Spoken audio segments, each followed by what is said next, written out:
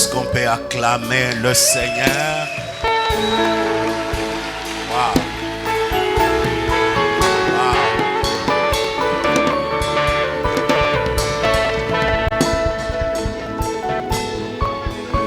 Il y a des chansons qui ont une puissance. Est-ce que là où vous êtes, juste pendant 1 minute, on peut commencer dès le début de cette chanson pendant que cette atmosphère est là?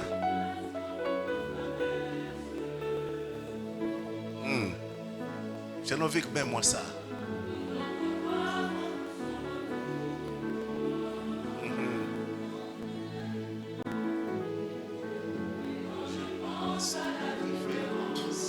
Entre qui j'étais et qui je deviens, c'est que je ne serai jamais seul.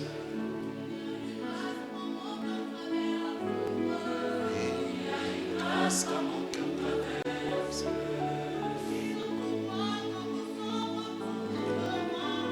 une autre voix quand tout semble.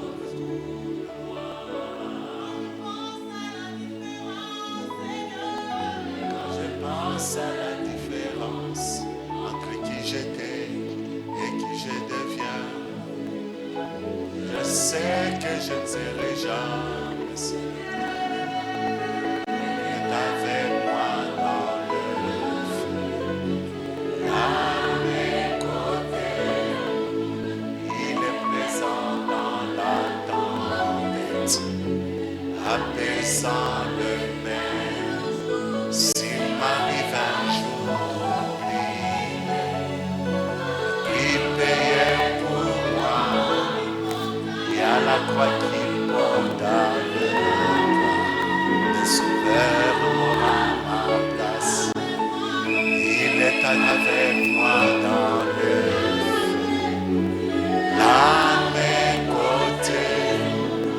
Il est présent dans la tempête, apaisant le mer. S'il m'arrive un jour d'oublier, le prix payé pour moi, il y a la croix qui porte à le sauveur m'aura ma place. Il est avec moi dans le feu.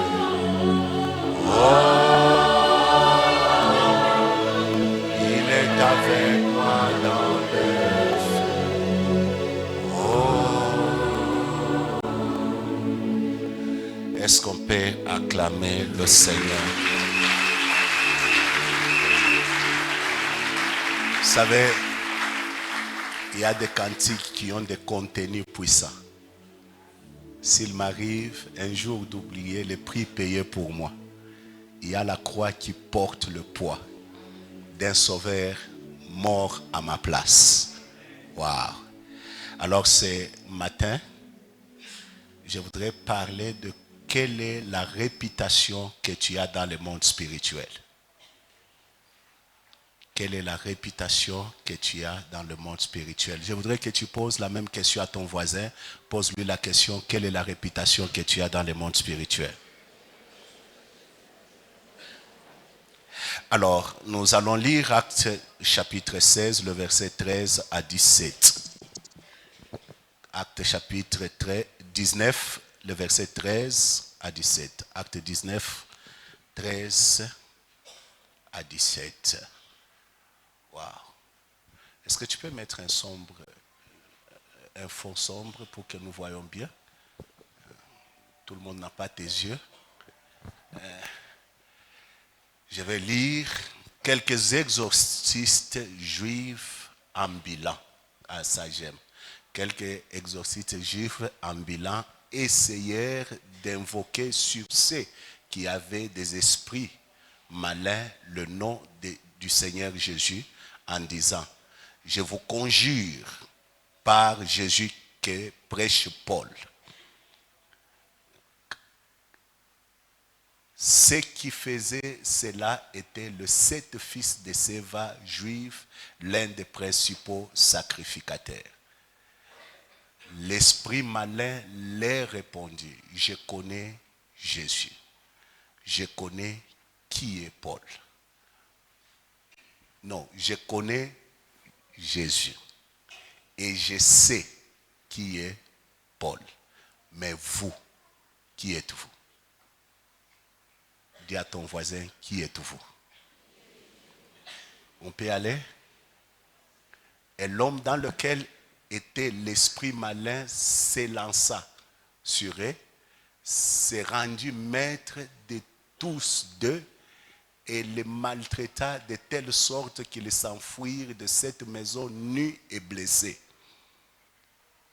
Le verset qui suit, cela fut connu de tous les Juifs et de tous les Grecs qui demeuraient à Éphèse, et la crainte s'empara de tous, et le nom du Seigneur Jésus était glorifié. Je connais qui est Jésus, je sais qui est Paul, mais vous, qui êtes-vous? Écoutez bien aimé, le monde spirituel n'est pas impressionné par l'apparence de ta religion. Il n'est pas impressionné par l'apparence de ta piété. Il n'est pas même pas tenté par ce que tu sembles présenter que tu es. Le monde spirituel, lorsqu'il te regarde, il fait face à ton vrai toi. On peut être hypocrite dans l'église. On peut être hypocrite parmi les hommes. On peut être hypocrite autour de soi. Mais on ne sera jamais hypocrite dans le monde spirituel. Parce que le monde spirituel te voit tel que tu es.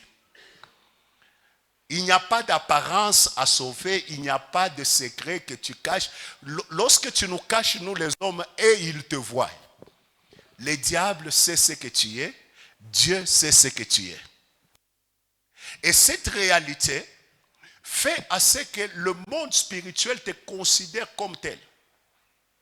Et notre plus grande question ce matin, c'est celui de savoir, c'est vrai, nous sommes appelés à la royauté, mais lorsque le monde spirituel nous regarde, qui sommes-nous réellement? Écoutez mes frères et sœurs, le monde spirituel, dans le monde spirituel, il y a Dieu comme esprit. Dieu est un esprit. Parce que la Bible dit, dans Jean chapitre 4, je crois le verset 4, la Bible dit, Dieu est esprit. Il est esprit. Il faut que ce qu'il invoque, l'invoque aussi en esprit et en vérité. Et nos vies, cherche-moi ce passage. Écoutez bien aimé. Il n'y a pas que Dieu qui est esprit. Il y a des anges qui sont des esprits au service de Dieu. Selon ce que la Bible nous dit dans Hébreux chapitre 1. Les anges sont aussi des esprits.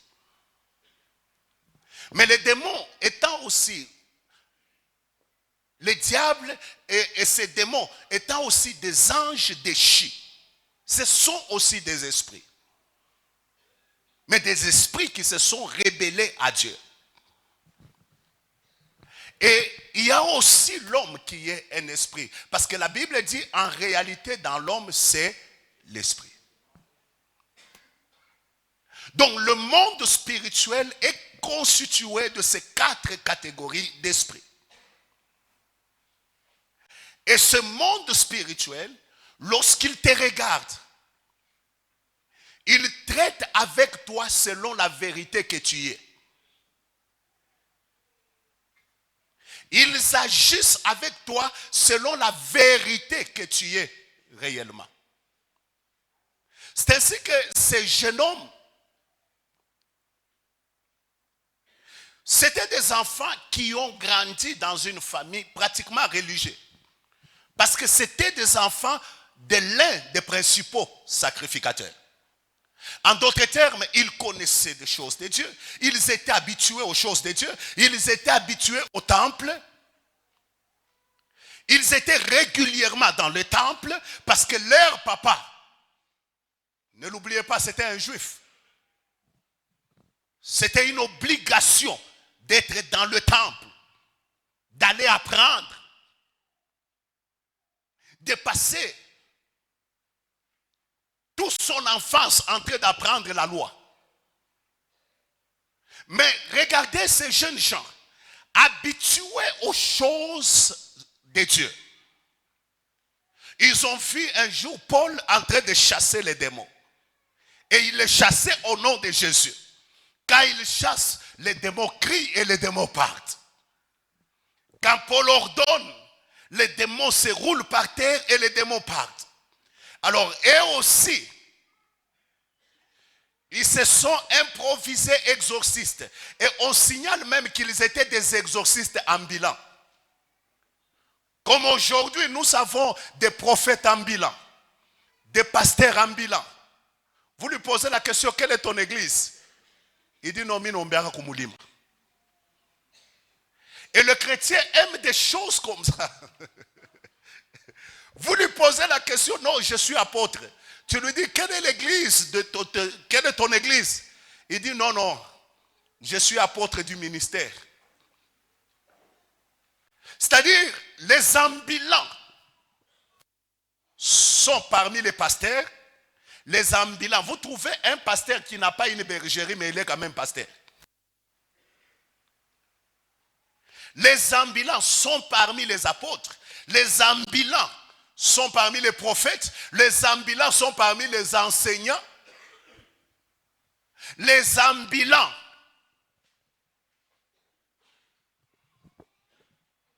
ils sont parmi les évangélistes ambulants. Les ambulants sont parmi les chrétiens. Il est aujourd'hui dans cette église, demain il est dans une autre église, après-demain il est dans une autre église, aujourd'hui tu l'apprends qu'il est à la montagne, après tu apprends qu'il est là-bas, et vous ne savez pas, vous lui posez la question, ton église c'est laquelle? Il n'en a pas. Il a un pasteur sur Facebook, il a un autre pasteur avec qui il prie sur WhatsApp, il a un autre pasteur qui prie avec lui à Chandelier, il a un autre pasteur qui veille avec lui à la maison.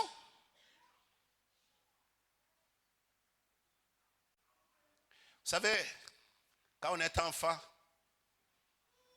on avait l'habitude de tout manger. Alors quand tu manges, tu attends quelqu'un qui te dit nakile kitakuwa autayua. Tellement que tu es chrétien ambulant. Tu es dans tout, partout, sans être nulle part. Tu vas partout, sans aller nulle part. Et cette réalité, c'est la réalité que l'Église est en train de vivre aujourd'hui. Des gens, surtout le 21e siècle, avec le monde du réseau social, tout le monde ramasse tout partout. Regardez seulement sur les réseaux sociaux. Tout le monde a une leçon à donner dans la médecine. Tout le monde a une leçon à donner dans la politique. Tout le monde, même celui qui est ignorant, il a la leçon à donner sur la Constitution.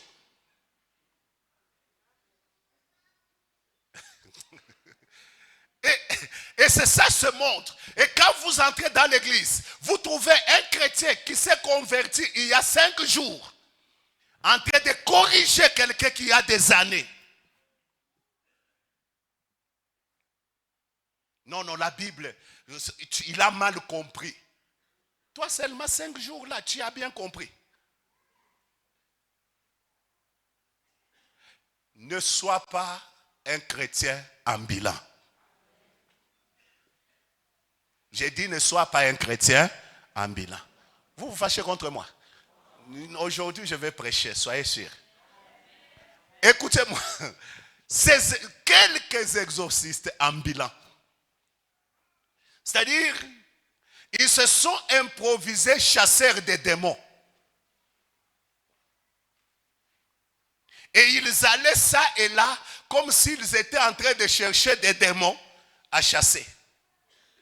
Alors ils sont allés tomber sur un monsieur. Je ne sais pas il avait quel type de démon.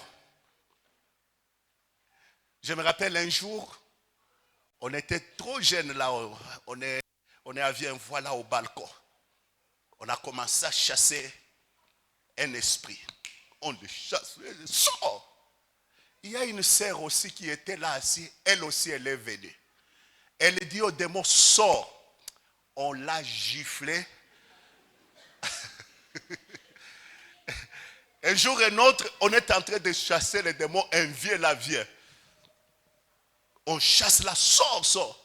Les démons nous laissent nous tous. Il va chez les vieux là, il était gros. Les démons les tiennent au niveau du pied.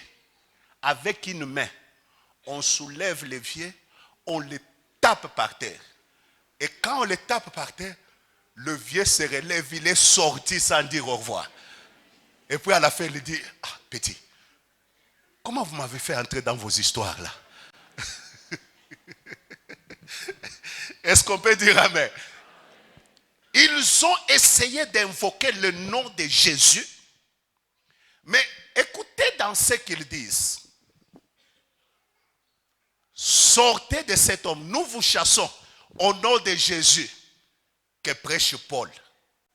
C'est-à-dire le Jésus qu'ils ont parlé là, dont ils ont parlé, c'est le vrai Jésus. Parce que Paul prêchait le vrai Jésus. Tu sais, tu peux arriver ici, nous prions au nom de Jésus. Toi aussi tu dis au nom de Jésus. C'est le vrai Jésus que nous prêchons ici. Mais les esprits te regardent.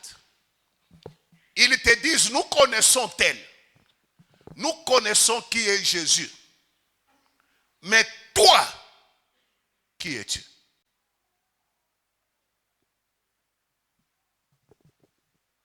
Et vous allez remarquer, lorsqu'ils disent, nous connaissons qui est Jésus. Monte un peu, monte. Nous connaissons qui est Jésus. Le verset qui suit. Tu es où? Tu n'es pas dans mon texte. Nous connaissons Jésus. Et nous savons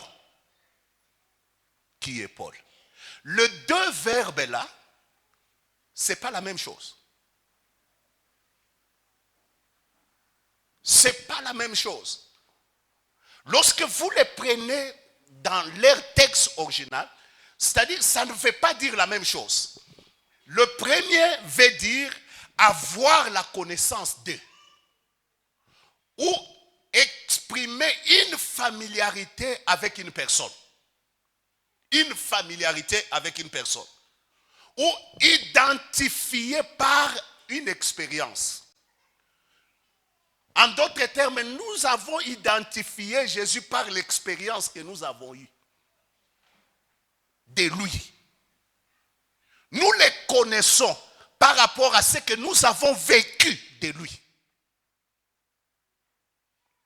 Et le deuxième verbe, ça veut dire tout simplement exprimer une information apprise. Ou mettre son attention ou ses pensées sur. En d'autres termes, nous avons des informations sur Paul. Je vais aller plus loin. Les informations que nous avons de Paul lui donnent le droit de nous chasser. L'expérience que nous avons de Jésus nous oblige de partir en son nom. Mais vous, nous n'avons aucune information de vous qui nous oblige de partir lorsque vous dites au nom de Jésus. Qui êtes-vous?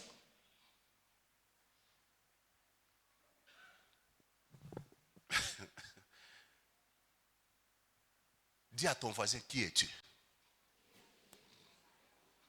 Parce que je vois, il me regarde comme s'il s'étonnait. En d'autres termes, nous avons une connaissance profonde de Jésus. nous avons des informations sur Paul qui nous permettent d'obéir à leurs ordres. Donc si elles donnent les ordres, nous pouvons partir. Mais vous, qui êtes-vous? Et les démons se sont saisis des petits, ils les ont frappés. Il y a des gens qui sont frappés par des démons parce que lorsqu'ils disent au nom de Jésus, on dit nous connaissons qui est Jésus. Mais vous, qui êtes-vous? Qu'est-ce qui a créé cette réputation de Jésus et même de Paul dans le monde des esprits pour qu'on dise nous connaissons qui est Jésus? Trois choses. La première chose, ils avaient cette réputation, c'est à cause de son identité. Jésus a cette réputation dans le monde des esprits à cause de son identité. Parce que la plus grande question ici, c'est qui êtes-vous? Nous connaissons qui est Jésus. Nous connaissons qui est Paul. En d'autres termes, de par leurs identités, nous avons connu ce qu'ils sont. Par l'identité de Jésus, nous avons eu une expérience à connaître qui il était. Ta valeur dans le monde spirituel n'est pas fonction de ce que tu possèdes. Ta valeur dans le monde spirituel n'est pas même fonction de ce que tu fais. L'activité dans l'église ne te donne pas de la valeur dans le monde spirituel. L'activité dans les choses de Dieu ne te donne pas de la valeur dans le monde spirituel. Appelle-toi de tous les noms que tu peux avoir dans l'église. Mais cela ne te donne pas du poids dans le monde spirituel. Appelle-toi évangéliste, appelle-toi intercesseur, appelle-toi adorateur. Parce que maintenant, ce n'est pas musicien, c'est adorateur. Appelle-toi tout ce que tu veux. Protocole, appelle-toi pasteur, appelle-toi bishop. Dans le monde spirituel, ça ne dit rien. Tes activités là, dans le monde spirituel, ne disent rien. Il y a des gens, quand tu ne l'as pas appelé berger, ça fait un problème.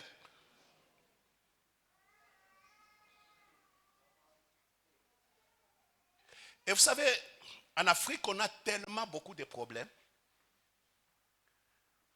au point où nous croyons que ce que nous sommes, ce qui nous fait, c'est le nom que nous portons. C'est ainsi que, même à l'église, on ne peut plus s'appeler frère. Il faut toujours papa tel. Quand tu l'appelles frère, il dit non, pasteur Aneni t'a mis frère. Mes frères, tu vas voir un frère à l'église.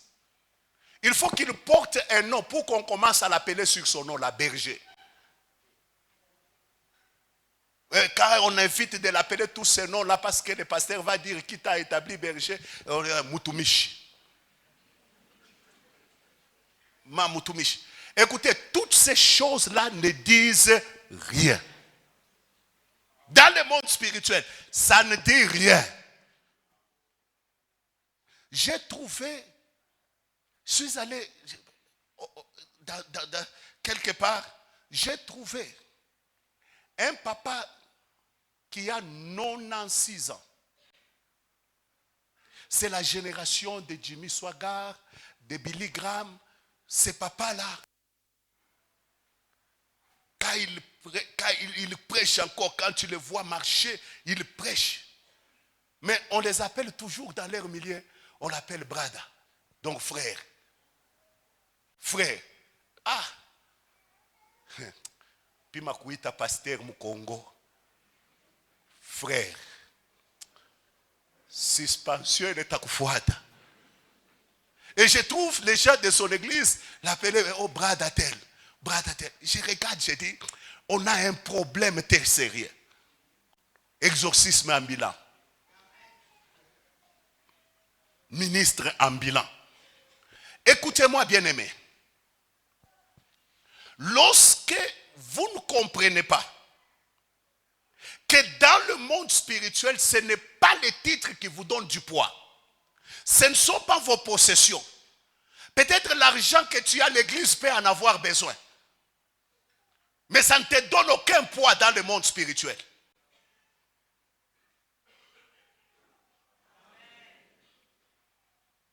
Mais ce qui te donne du poids, c'est qui tu es.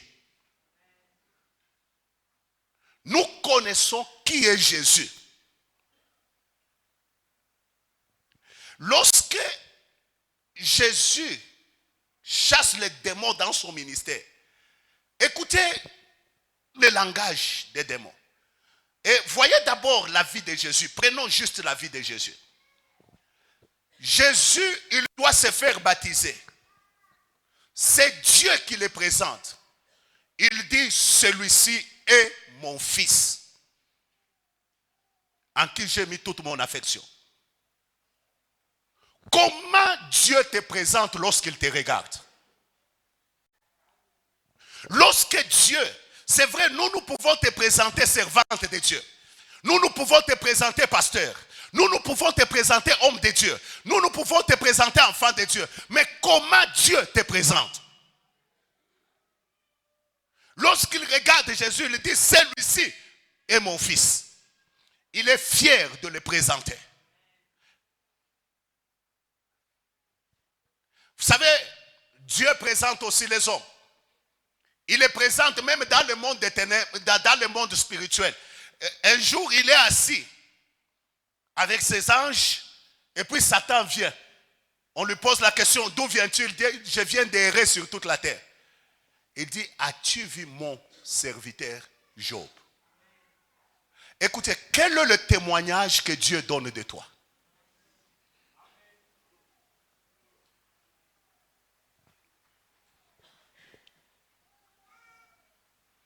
Soyez sûrs, aujourd'hui, je n'ai pas besoin de vos amens. Merci pour les quelques dieux spirituels. Écoutez, quel est le témoignage que Dieu a de toi? Tu sais, lorsque Dieu te regarde, tu fais les affaires. Quel est le témoignage que Dieu a de toi? Il y a des frères qui ont un cœur dur. Il peut prendre ta dette.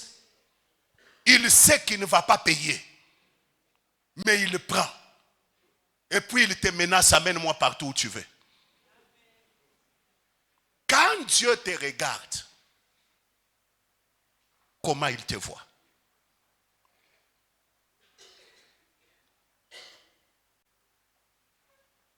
N'es-tu pas un enfant de Dieu ambulant? Celui-ci est mon fils. Il arrive à la montagne de transfiguration. Il ajoute, celui-ci est mon fils en qui j'ai mis toute mon affection. Et il dit, écoutez-le. En d'autres termes, je lui fais confiance. Parce que ce qu'il va dire, c'est ce que je veux qu'il dise. Vous devez l'écouter. Est-ce que Dieu te fait confiance? Nous les hommes, nous pouvons te faire confiance parce que tu nous as trop menti. Tu as soigné ton apparence religieuse. Mais est-ce que Dieu peut-il te faire confiance?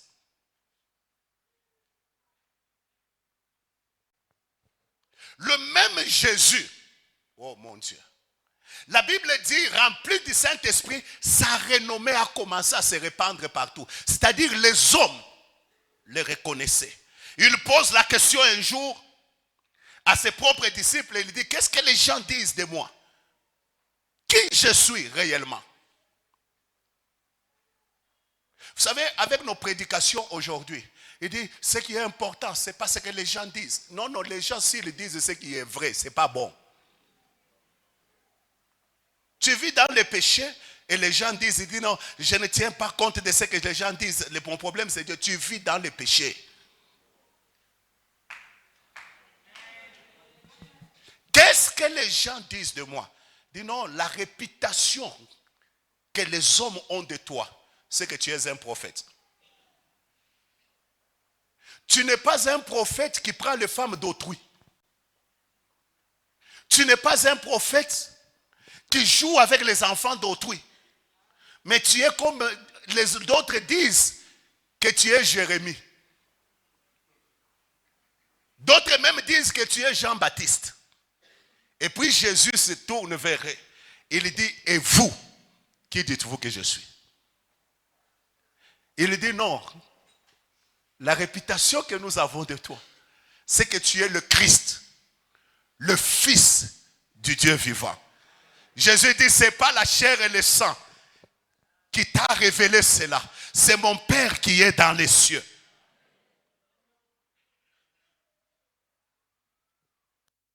Parce que ce que vous avez dit, c'est la même chose que le Père a dit.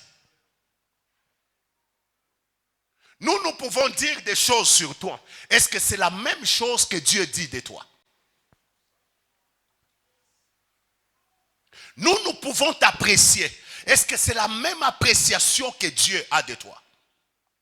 Le monde peut mettre le like dans tout ce que... Parce qu'aujourd'hui, c'est sur YouTube. J'ai atteint le 4K. J'ai atteint Frère, tous les likes que les gens mettent là, ça ne dit rien devant Dieu.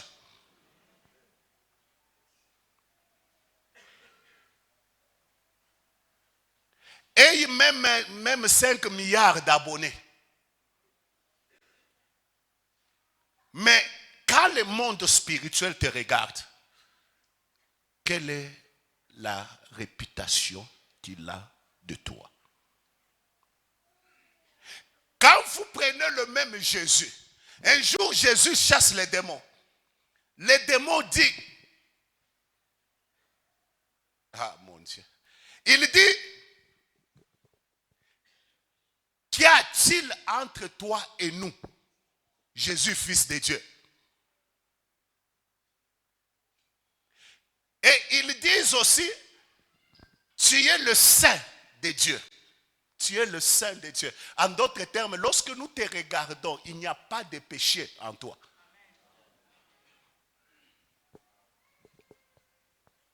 Et un jour lui-même se dit, il dit, le diable vient vers moi, mais il n'a rien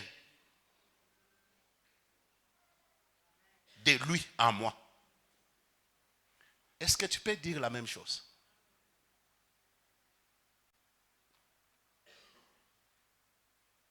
Quelle est la réputation que le monde spirituel a de toi? Quelle est l'identité? Comment ce monde-là te voit? Venir chaque dimanche à l'église, c'est une bonne chose. D'ailleurs, ça me fait du bien en tant que pasteur de vous voir assis comme ça. Mais est-ce que ça fait du bien à Dieu de te voir tous les dimanches?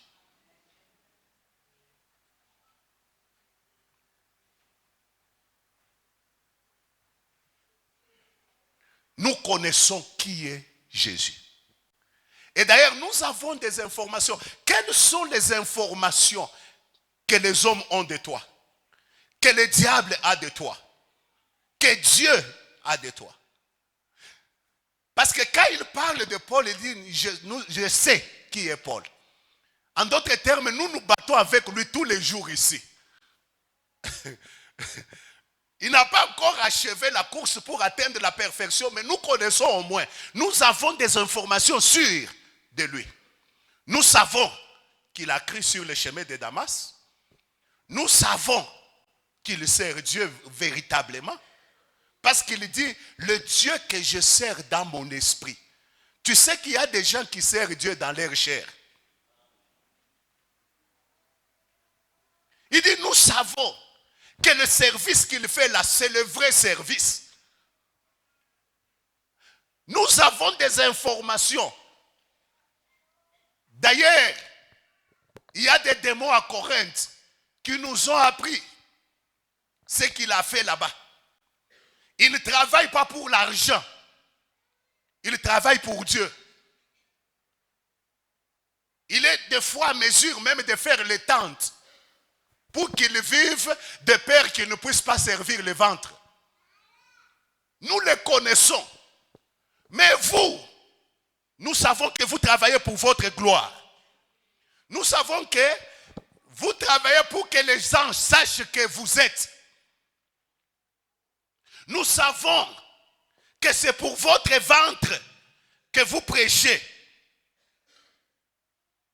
Parce qu'il y a beaucoup de gens qui prêchent aujourd'hui pour le ventre. Le ministère n'est pas la veste.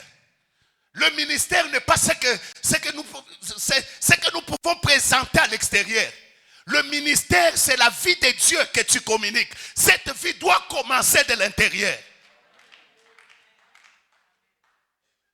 Comme pour dire, ta vie dans le secret doit être plus forte que ta vie dans le public. Ta vie cachée doit être plus profonde que ce que tu présentes aux gens. Parce que le monde spirituel te juge par rapport à ce qui est caché et non pas ce qui est apparent.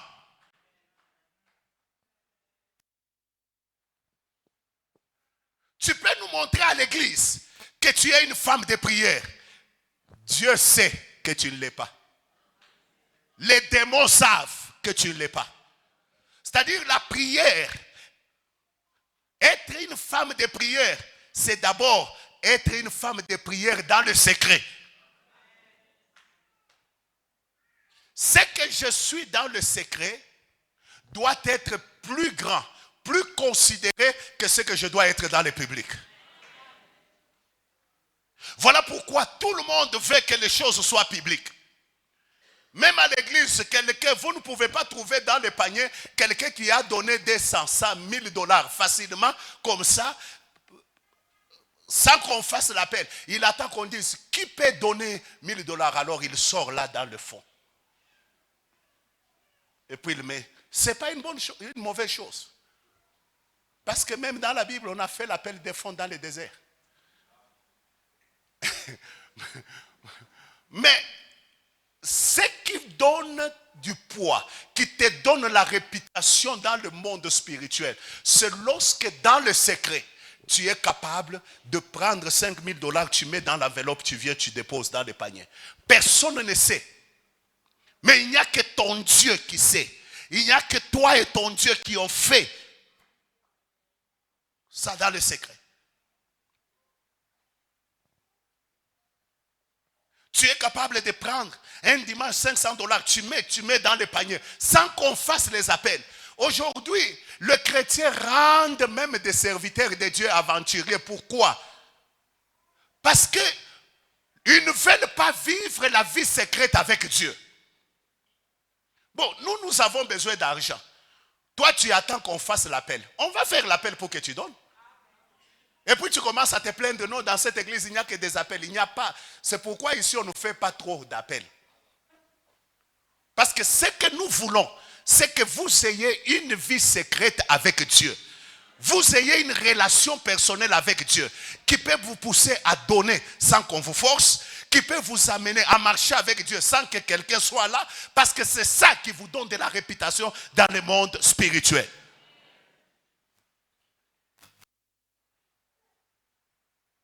Il n'y avait pas de caméra. Lorsque la veuve de Sarepta a donné son pain à Élie, il n'y avait pas de caméra. Lorsque cette femme s'est assise, elle s'est dit, cet homme qui passe toujours ici chez nous, c'est un homme de Dieu. Ce que je vais faire, c'est lui bâtir une maison. C'est elle-même, dans le secret. Il n'y avait pas de caméra. Mais l'impact de ce qu'il a fait. Parce que lorsque tu as la renommée dans le monde spirituel, dans le monde des hommes, on finira par parler de toi. Est-ce qu'on peut dire amen? L'identité. Qui es-tu? J'ai dit qui es-tu? Écoutez, la force de David, ce n'était pas ce qu'il faisait en public. C'était ce qu'il faisait dans le secret. Un jour, son fils Absalom le chasse. Achitophel donne les conseils pour qu'on puisse l'attaquer. Il y avait un autre conseiller qui dit, Aujourd'hui là, Achitophel n'a pas raison. C'est vrai qu'il donne toujours des grands conseils, mais il n'a pas raison. Il dit à Salomon, ton père ne dort pas parmi le peuple. Il a toujours sa demeure à part. C'est-à-dire, quand tout le peuple se met quelque part, lui se retire. C'est-à-dire, la force de David, ce n'était pas la vie en public. Est-ce qu'on peut dire amen? C'était dans le secret. Et c'est dans le secret qu'il pouvait chanter « L'Éternel est mon berger, je ne manquerai de rien. Il me fait reposer dans les verts pâturages. Il me dirige vers les eaux paisibles à cause de son nom. Quand je marche dans la vallée de l'ombre et de la mort, je ne crains aucun mal, car il est avec moi. Sa houlette et son bâton me rassurent. Il dresse devant moi une table en face de mes adversaires. Il oint d'huile ma tête et ma coupe déborde. Et puis il s'écrit, oui, le bonheur et la grâce m'accompagneront. C'est dans le secret que ton identité changera du jour au jour. C'est dans le secret avec Dieu que tu seras une personne à part. Vis la vie de sanctification, non pas à l'église, mais là où tu pars. Là où tu pars dans les voyages, là où tu pars dans les affaires, là où tu pars, vis la vie de sanctification. Tu sais, si je suis un aventurier, je peux venir ici, je vous prêche, je transpire, vous vous acclamez, non, le pasteur prêche bien, mais quand le monde spirituel me regarde, je suis de ceux-là que Jésus risque de dire, je ne vous ai jamais connu. Voilà pourquoi, ce qui me préoccupe plus, n'est pas d'abord le fait d'être pasteur, mais c'est le fait d'être enfant de Dieu, être un vrai chrétien. Il m'arrive de prier pour dire à Dieu, fais-moi grâce d'être un chrétien authentique.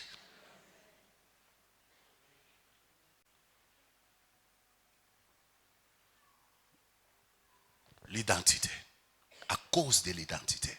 La deuxième chose, mon Dieu, la deuxième chose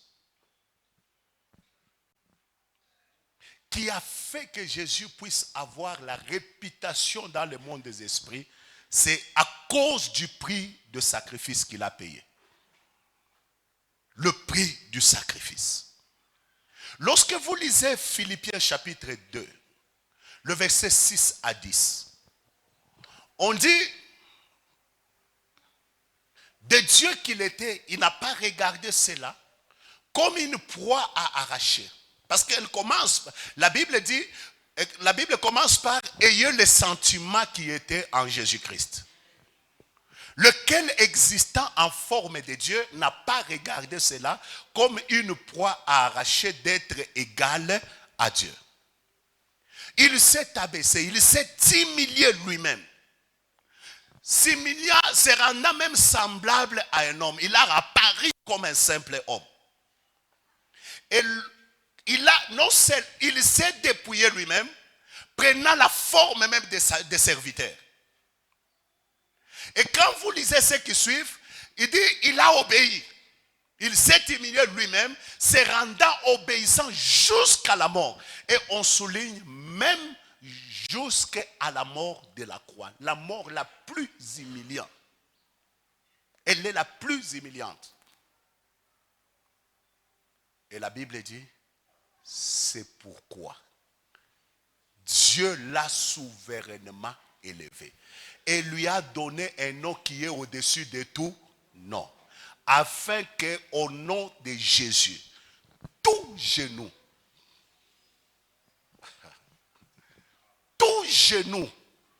fléchisse dans les cieux, sur la terre et sous la terre, et toute langue confesse que Jésus-Christ est Seigneur. Et lorsque vous lisez Apocalypse chapitre 5, j'aime ce passage, c'est notre passage de l'année. Donc quand vous lisez du premier verset jusqu'au 10e, on dit la question a été posée. Qui est digne digne d'ouvrir les livres et d'en rompre les sceaux. La Bible dit, personne dans les cieux, ni sur la terre, ni sous la terre, ne fit trouver digne d'ouvrir les livres, ni même pas de les regarder. Mon Dieu. Personne. Même pas pour regarder, parce que si tu regardes, on peut dire, ah, toi tu as regardé, viens.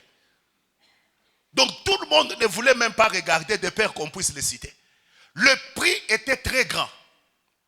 Comment toi qui es dans la gloire, tu dois accepter de descendre, de devenir un simple homme, un Dieu qui devient homme. Oh mon Dieu.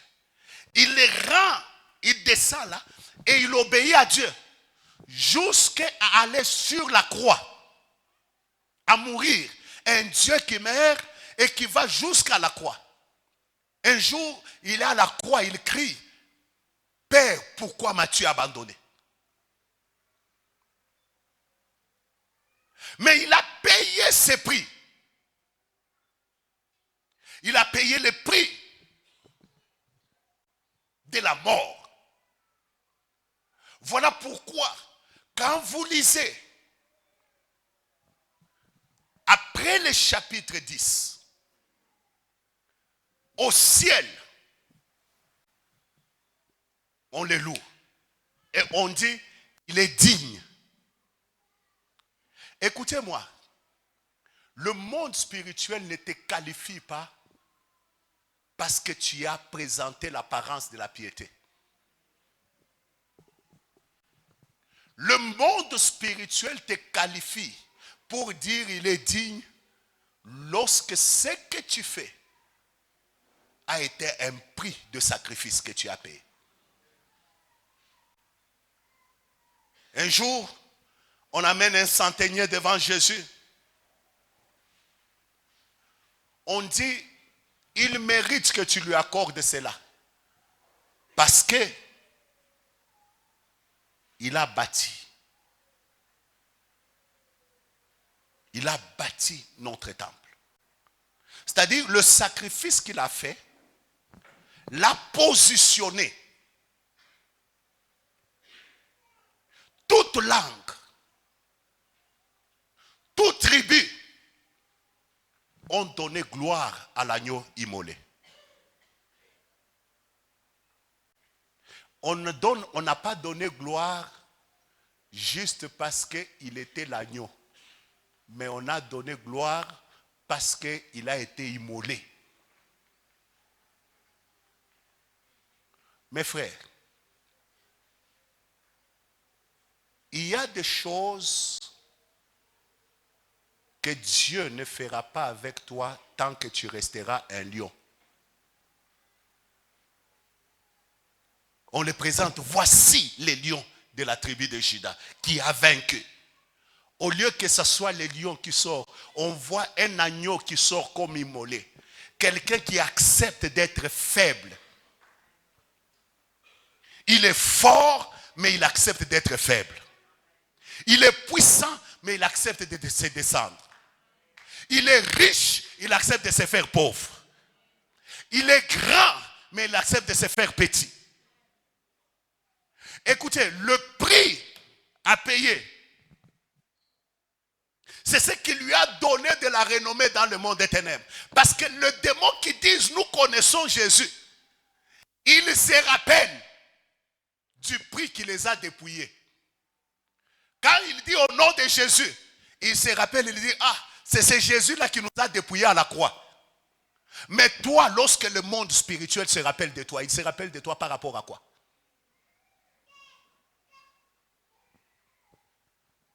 Par rapport à ta vie chrétienne, il se rappelle de quoi? Par rapport à ta marche avec Dieu, il se rappelle avec toi. Par rapport au bien que tu as, il se rappelle de quoi? Il se rappelle du fait qu'ils ont été dépouillés. Et quand on dit au nom de Jésus, il se rappelle aussi du prix qui les a obligés de fléchir devant le nom de Jésus. Parce que le prix que Jésus avait payé les obligeait à fléchir. Pourquoi? Parce qu'il n'y avait personne qui était capable de payer le prix que Jésus a payé. Personne. Parce que même le diable savait que s'il ose mourir, il n'y aura personne pour le ressusciter. Voilà pourquoi il ne peut pas mourir. Comme il ne peut pas mourir, il est obligé de fléchir. Oh mon Dieu. Est-ce que quelqu'un peut dire amen? Il s'est rappelé du prix.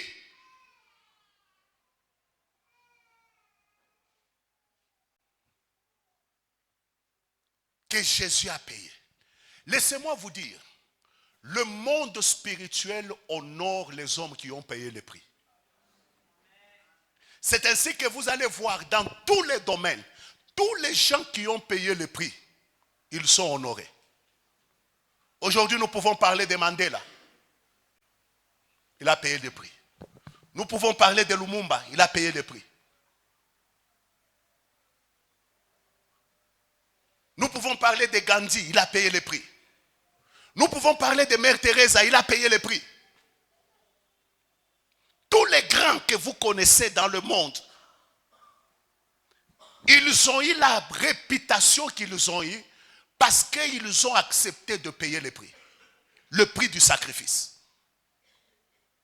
Si tu n'es pas prêt à payer le prix, il y a des choses que tu n'auras pas. Moïse a payé le prix. Le premier prix, il devait quitter la maison royale.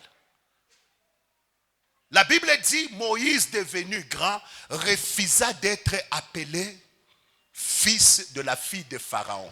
Il y a des gens ici qui ne sont pas prêts à renoncer à cet homme-là qui n'est pas ton mari.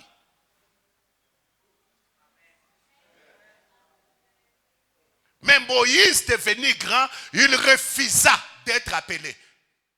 Tant que tu n'es pas capable de dire non à cet homme et de dire c'est fini, il y a des choses que tu ne verras pas. Parce que quand le monde spirituel te regarde, il dit nous connaissons qui est Jésus. Nous connaissons qui est Samson qui te prêche. Mais toi, qui es-tu? Parce que tu n'es pas prêt à payer le prix d'abandonner ce prix-là, donc cette vie-là du péché. À renoncer à cet homme-là d'autrui. Oh non, mais maintenant je vais vivre comment? Mais si tu n'es pas capable de payer ce prix-là, de vivre comment? Tu n'auras aucune réputation dans le monde spirituel.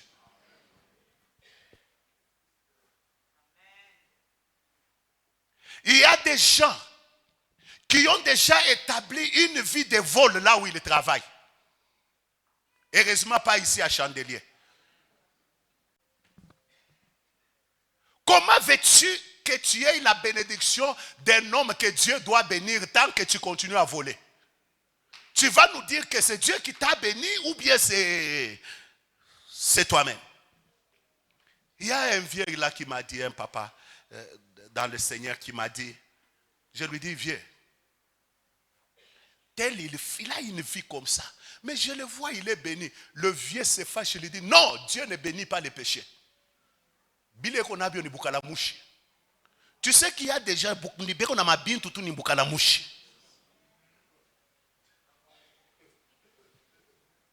Je sais qu'aujourd'hui vous n'allez pas m'aimer, merci.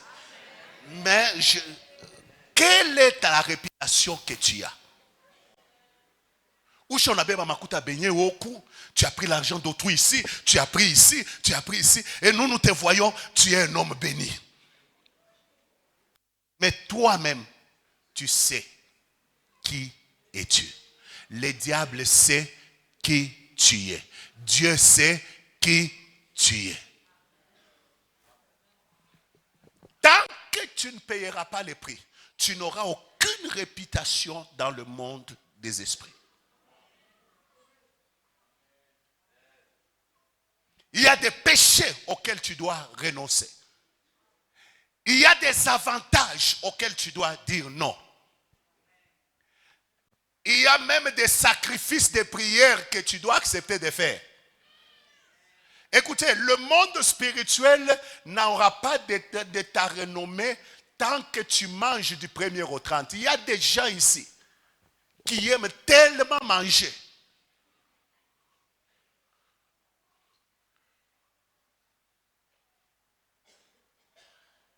La Bible dit, quand Jésus viendra, qu'il ne trouve pas vos cœurs s'appesantissant sur les manger. Hein? Donc, Kouria. Donc, tu es déjà devenu lourd, bougito, Mukiro. Pourquoi? Parce que tu aimes trop manger.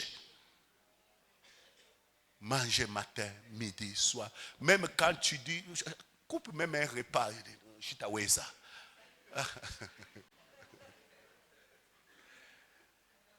Il y a des moments où il faut payer le prix de sacrifice. Je peux aller plus loin. Il y a des moments où il faut payer le prix. En renonçant à certains avantages, en quittant certains endroits, en abandonnant certaines relations, en te déconnectant de certaines choses qui te mettent dans un certain faux confort. Tu dois accepter de payer ces prix-là, le prix du renoncement.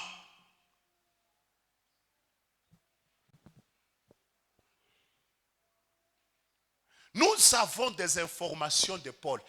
Regardez ce que Paul dit. Paul dit, j'ai travaillé plus qu'eux tous. Et quand il parle de son travail, il dit, on m'a frappé 40 coups, moins 1. Donc, il commence à parler de la souffrance qu'il a eu à souffrir pour Jésus-Christ.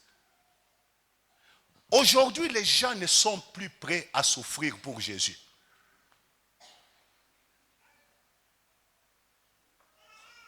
Aujourd'hui, les gens ne sont même plus... Tu sais, la première fois qu'on a parlé de Barnabas, on a parlé de lui parce qu'il a payé le prix de vendre sa parcelle et de l'amener à l'église. On a parlé de lui dans la Bible. Mais toi, tu veux qu'on parle de toi. Même un sac de ciment à la construction, tu ne donnes pas. Là, je vais mettre le sous-pavement. Je vais prendre des Bibles, j'écris les noms des gens qui ont contribué jusque-là. Et quand on met le sous-pavement, je les mets par terre. Avec des versets bibliques. Dites tout ce que vous voulez. Moi, c'est ma foi. Je crois que chaque fois que quelqu'un viendra, là, il se tiendra, il invoquera Dieu. Dieu se souviendra de ce qui est dans la fondation. Je crois. Mais maintenant, toi, tu veux qu'on mette ton nom. Pourquoi?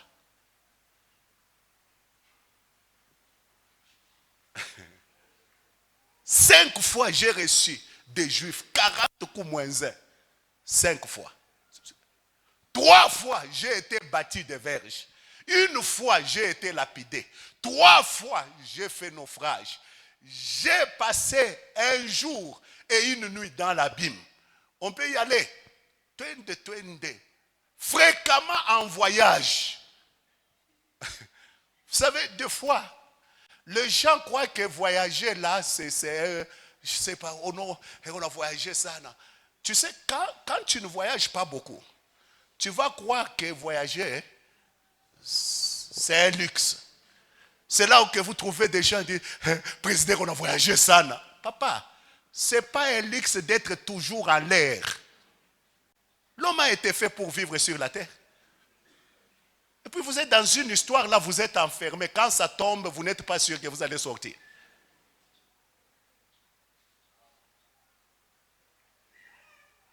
Et puis dans cette histoire-là, ce qui est plus compliqué, chaque fois que vous voulez partir, tu vois une dame qui vous dit, messieurs, serrez vos ceintures. Voilà comment vous devez serrer vos ceintures.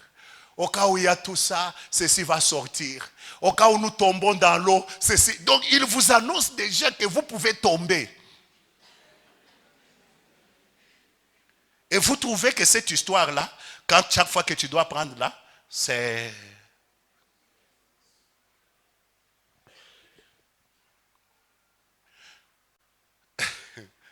Paul le dit fréquemment, et il voyageait sur des bateaux. Sur des bateaux et sur des chevaux, et puis même à pied. Imaginez-vous, mon frère, on a une idée que vous voyagez par bateau. Pas mal. Et le jour où j'ai respecté ces hommes, un jour, je suis à Cape Town. Un ami, le pasteur Ignace. On était avec les mamans Bichou et autres. Il nous dit non, on part sur l'océan. Au lieu de choisir même un beau bateau, il choisit une petite histoire avec moteur et puis avec voile. Je vois deux vieux papas canadiens. Dès qu'ils sont montés, ils ont pris les bouées, ils les ont portés, lui et sa femme. Heureusement, moi j'avais mon coca à main. Et vous savez, les gens là, vous savez, dans le monde là, les gens s'embrassent partout. On est là dans les petits bateaux là avant que les bateaux ne partent. Deux messieurs amoureux, une dame et un monsieur là, amoureux en train de s'embrasser. Annie.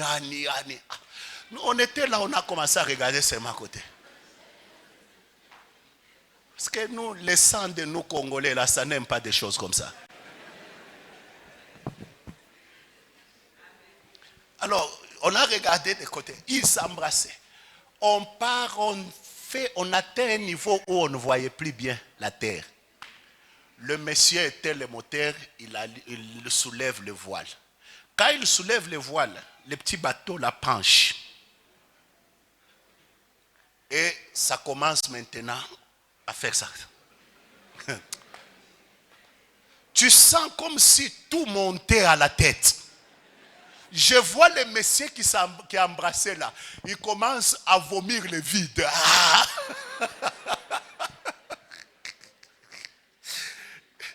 Et je me suis posé la question. J'ai dit, si je tombe ici, je meurs. J'explique aux gens quoi? On explique aux gens quoi? Qu'il était allé sur l'eau faire quoi?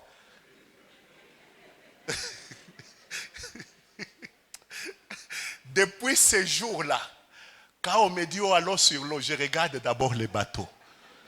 Ces gens, ils étaient dans ce cas-là. Quand il vous dit fréquemment en voyage, ce n'était pas des voyages en péril sur le fleuve. En péril. Mais ils ont payé ce prix. C'est ainsi que quand on dit, nous te chassons au nom que prêche Paul, les démons disent, nous savons qui est Paul.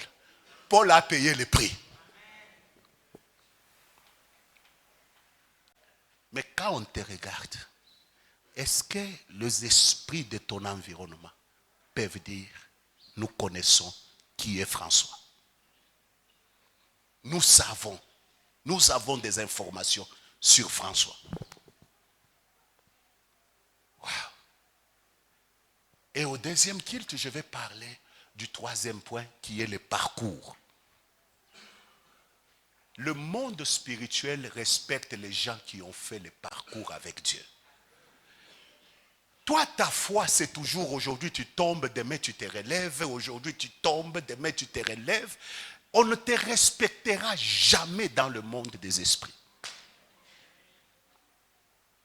Parce que le monde spirituel honore les gens qui ont été fidèles à Dieu. Le monde spirituel honore les années de consécration que tu as eues avec Dieu. Il y a d'autres choses que Dieu te donne juste parce que tu es resté longtemps consacré à lui.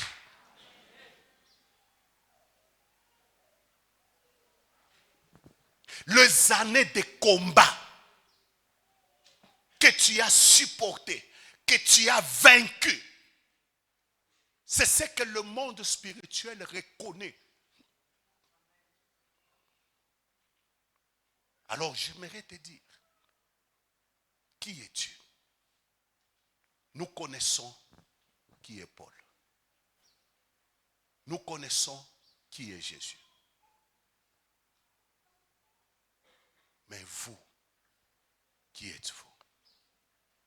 Lorsque vos maris, lorsque votre femme vous regarde, il peut dire qui tu es réellement. Il y a beaucoup de gens qui sont des servantes de Dieu à l'église. Mais kama unafika kwake unasema no, tunakuwa kutafuta kumtumishi mama tel. Son mari te pose la question, nani?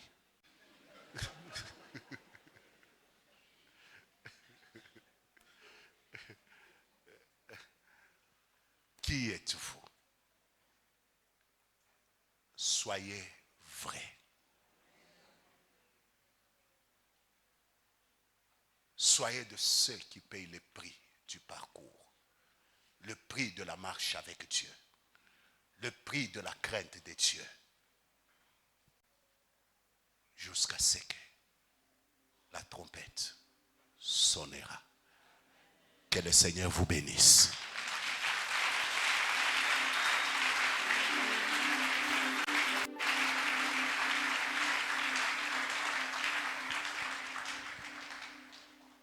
Alors je veux que tu inclines ta tête dans la prière.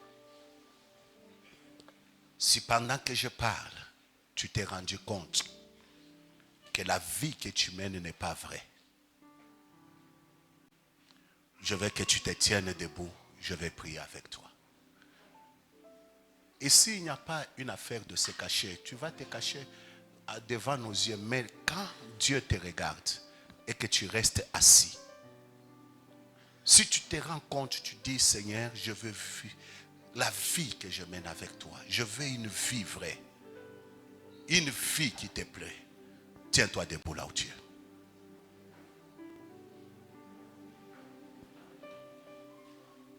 Est-ce qu'on peut chanter Sauveur, mort à ma place? Continue à te tenir debout. Lève tes mains.